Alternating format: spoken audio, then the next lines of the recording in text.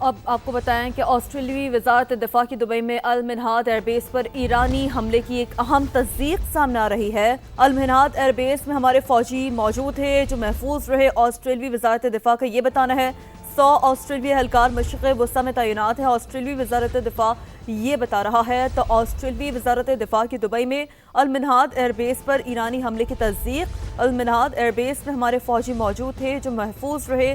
آسٹریلوی وزارت دفاع کی جانب سے یہ بھی بتایا جا رہا ہے کہ 100 آسٹریلوی اہلکار مشرق وسطی میں تعینات ہیں۔ تو اہم خبر سامنے آ رہی ہے، آسٹریلوی وزارت دفاع کی دبئی میں المنہاد ایئر بیس پر ایرانی حملے کی ایک اہم تصدیق سامنے آئی ہے۔ ایران کی جانب سے خلیجی علاقوں پر حملے تیز، تل ابیب، یروشلم اور حیفا میں دھماکے، سائرن بج اٹھے ہیں۔ یروشلم میں دھماکے کے بعد دھوئیں کے بادل چھا گئے۔ قطر، یو اے ای، کویت اور اردن پر میزائل اور ڈرون سے حملے۔ دوحہ میں 5 دھماکے ہوئے ہیں جس سے خوف و ہراس پھیل گیا۔ یو اے ای پر بھی ایران کی جانب سے حملہ۔ ایرانی میڈیا نے پاسداران انقلاب کی جانب سے دعویٰ کیا ہے کہ دبئی میں امریکی فوجی اجتماع پر حملہ ہوا ہے۔ حملے کے وقت 160 فوجی موجود تھے جس میں سے 40 ہلاک اور 70 زخمی ہوئے ہیں۔ کویتی وزارت دفاع کا کہنا ہے کہ ایرانی جارحیت کے آغاز سے لے کر اب تک 178 بیلسٹک میزائل اور 384 ڈرونز حملے کیے گئے ہیں۔ تو اہم خبر آ رہی ہے کہ ایران کی جانب سے خلیجی علاقوں پر حملے تیز کر دیے گئے ہیں۔ تل ابیب، یروشلم اور حیفا میں دھماکے ہوئے ہیں، سائرن بج اٹھے ہیں۔ یروشلم میں دھماکے کے بعد دھوئیں کے بادل چھا گئے ہیں۔ قطر، یو اے ای، کویت اور اردن پر میزائل اور ڈرون سے حملے ہوئے ہیں۔ دوحہ میں 5 دھماکے ہوئے ہیں جس سے خوف و ہراس پھیل گیا، جبکہ یو اے ای پر بھی ایران کی جانب سے حملہ ہوا ہے اور ایرانی میڈیا نے پاسداران انقلاب کی جانب سے دعویٰ کیا ہے کہ دبئی میں امریکی فوجی اجتماع پر حملہ ہوا ہے۔